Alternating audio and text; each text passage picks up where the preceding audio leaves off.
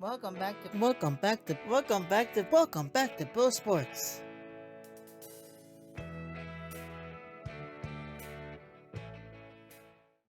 Welcome back to Bill Sports. As we are now going into week 5 of the MLS season, and New England Revolution once again tearing us fans down in the most embarrassing loss I have ever seen. Let's take a look at the game. Moving forward into week number 6. Aiden, what went wrong for New England in this game? Bad calls? Honestly, I don't even know. It was a mix of everything. And it went from starting good, we scored a goal right off the rip. If I'm not mistaken, it was early on by Feingold in the 14th minute. And then we started to give up on defense and let up a goal in the 29th minute.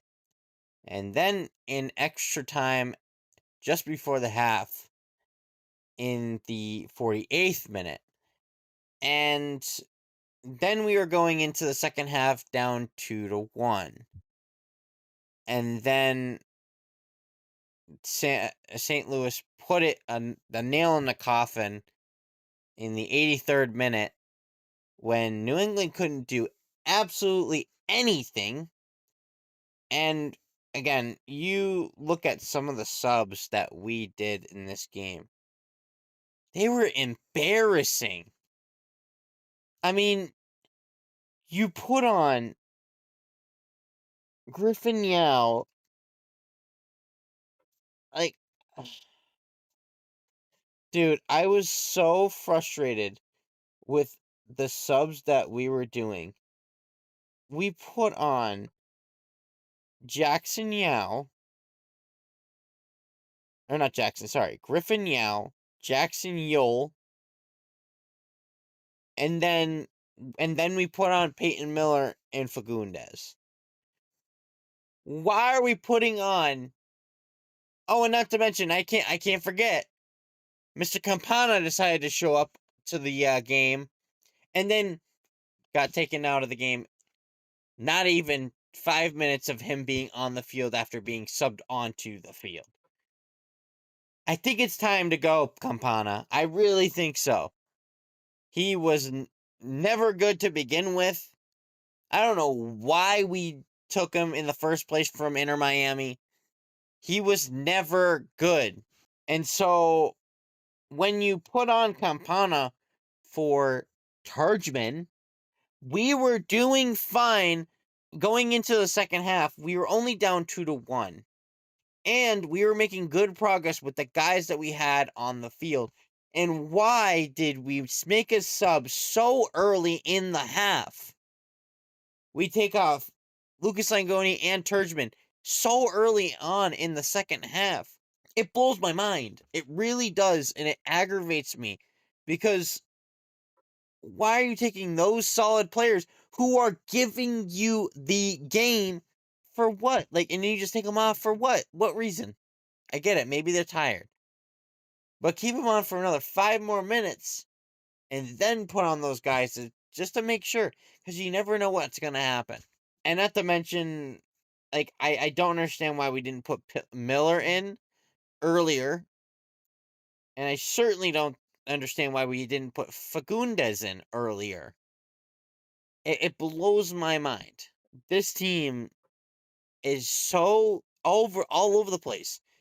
So you're telling me we were 0-2, then the third week we turned around, or fourth week because we technically had a bye.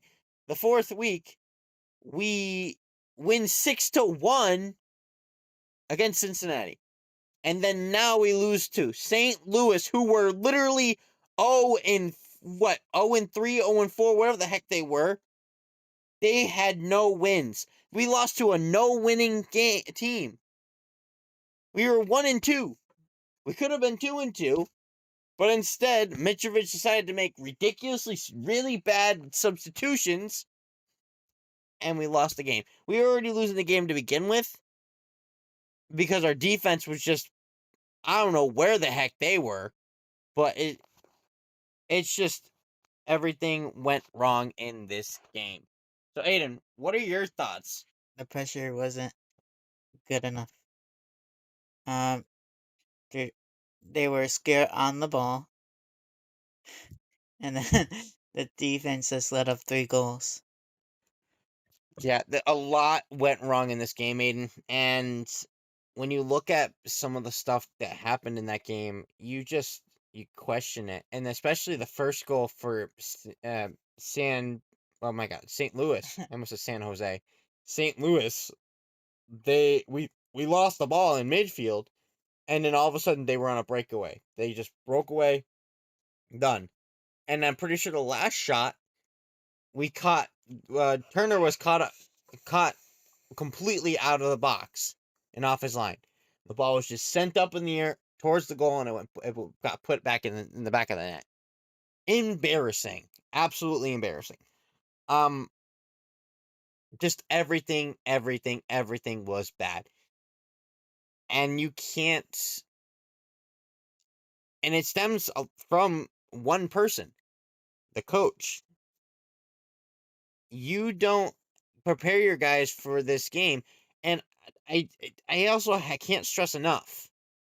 I think New England is has a curse on them when it comes to playing away games, because they can't seem to ever win away games. They're always winning the home games, and then they either tie or lose their away games. I don't know what it is with New England when it comes to winning away or away from home, but they can't seem to do it.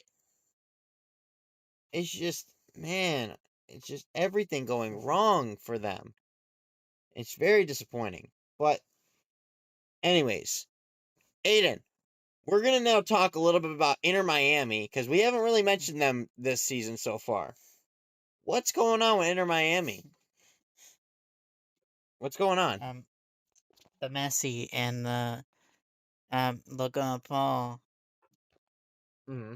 and the Suarez and all the fun people. Yeah, and look, man, it's just it shows the difference in talent between our team and Inter Miami. Inter Miami, despite losing a good chunk of their really valuable players from retirement or whatever the case may be, they're winning games. They are.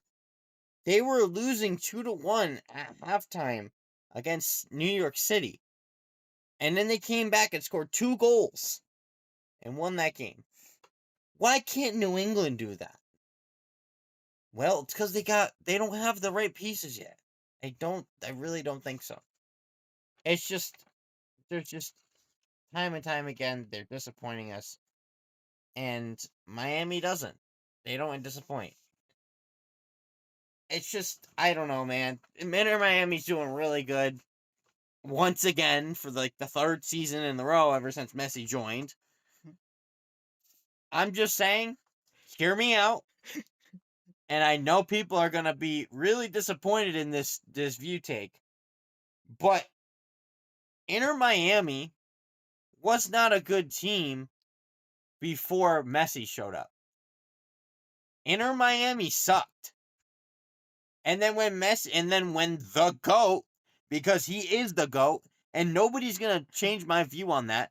Ronaldo's not better than Messi. When you look at a player who changes the dynamic of a team, you think of Messi. I like Ronaldo. I think he's a cool dude. I think he gets underrepresented. I think Ronaldo, I used to have a bad light on him because of the way I've seen him in social media and in media in general. but he's a cool dude. When you look at a lot of videos on him, he's a really cool dude. But he's not my GOAT. I'm sorry. Messi, I would argue, is more of a team player than anybody on this planet when it comes to the game of soccer. Messi gets assists, he scores goals, and he's catching up to Mr. Ronaldo's goal-scoring record right now, if I'm not mistaken. And then he won 3 cups. Exactly. Messi has won a World Cup. Has Ronaldo done that? No. So, I think when it comes to a World Cup win, all of his accolades with all the wins and trophies that he's had with all the teams he's been on over the course of the last over the last few 10 plus years. And the points too for the Golden Boot. Absolutely. And he changed the dynamic for a team who was literally bottom of the table in the MLS. If that doesn't scream GOAT status, I don't know what does. So nobody's ever going to tell me that Messi is not the GOAT. Because you're literally lying to yourselves. When a player changes the dynamic of a team who used to be a losing team and brings them up to the very top, come on, dude. And he's got literally pretty much the most goals scored in football/soccer history. Come on now. And he's got a World Cup. Yeah, and then he got Logan Paul too. Yeah. I just think if we're gonna have Messi, Ronaldo, and anybody else as the GOATs, you need to look not only at just what they did in terms of stats like goals and all that. You have to look at what they've done for each team that they've been on. The only team that I would say Messi didn't have an impact on was PSG, but PSG was already declining as a team to begin with before he even showed up. So it wasn't Messi's fault that PSG didn't do good when he was there. It was PSG's fault for not giving them the right players to assist Messi. So I think Messi overall is the better player when it comes to the GOAT conversation. But Miami's doing it right. And they're doing it right for the 3rd season in a row, or 4th season. I don't even know how many seasons he's been with Inter Miami. I've lost track. But they've been doing it, and they've been doing it right, and they have an MLS Cup to show for it. But Aiden, now it's time for Aiden's predictions. So Aiden, tick it off right away. Let's go right down the list really fast and not give anything other information. Let's do it. We got Toronto and Colorado. I got Toronto winning by 3-2. And then, follow that, 4:30 p.m. Your New England Revolution against Montreal. I got them winning 3-0. Sure, buddy. Sure. Yeah, we'll go with that. Sure. And then New York FC. I got them winning.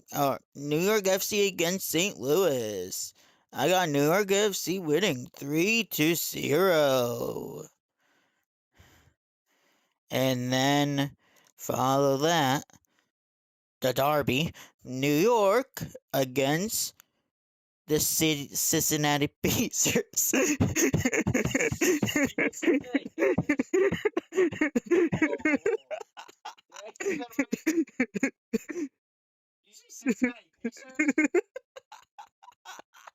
That means they're like bottom. It's Cincinnati, man.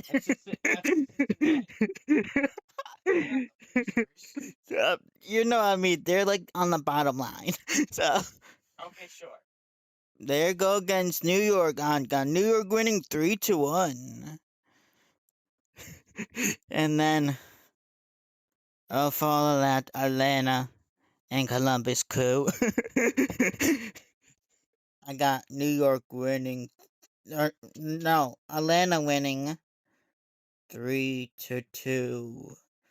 And then follow that. You got Miami in Austin. I got them. I got Miami winning by 4-3. And then you got DC United against Dallas. They're both DC brothers. I got DC brothers? What? What are the DC brothers?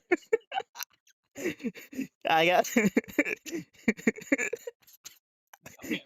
Okay, I got DC winning by 3-2. And then sorry Union fans. I got Charlotte winning 5-0. What? 5-0? There's no way. You're joking, right? No, I'm not. Wow, that's crazy. And then you got Houston. Hee-haw, cowboy. You got Houston winning 2-1 against Seattle. And then you got Chicago and Nashville. I got Chicago winning by 3-2. And then further that, more like a blowout. I got LAFC winning 4-0 against Orlando. And then at 10:30 p.m. we got Bruce Arena San Jose against San Diego. I got San Jose winning 2-1. And then we got Vancouver and Portland. I got Vancouver winning by 2-1. And then the final one is you all been waiting for LA against Minnesota. I got LA winning against Minnesota 2-1. And that's all, folks. Wish granted. Oh, I forgot one thing. I got Salt Lake winning 5-0 against Kansas City. Okay. Well, that's another insane prediction that actually might come true. Because we've been seeing a lot of high-scoring games this season so far. And they've been really interesting games. But that is all that I think we have for the folks here, Aiden. Say so? Would you say so? We covered a lot of content this episode. But that is all I have for you folks for this week's episode of Your Bro Sports here on the YouTube channel Raftery Productions. I'm your host, Corey Raftery. Aiden Raftery. And don't forget to tune in every Thursday at 12 to listen on the latest episode of Your Bro Sports. Have a good one, and have a good day, and bye-bye.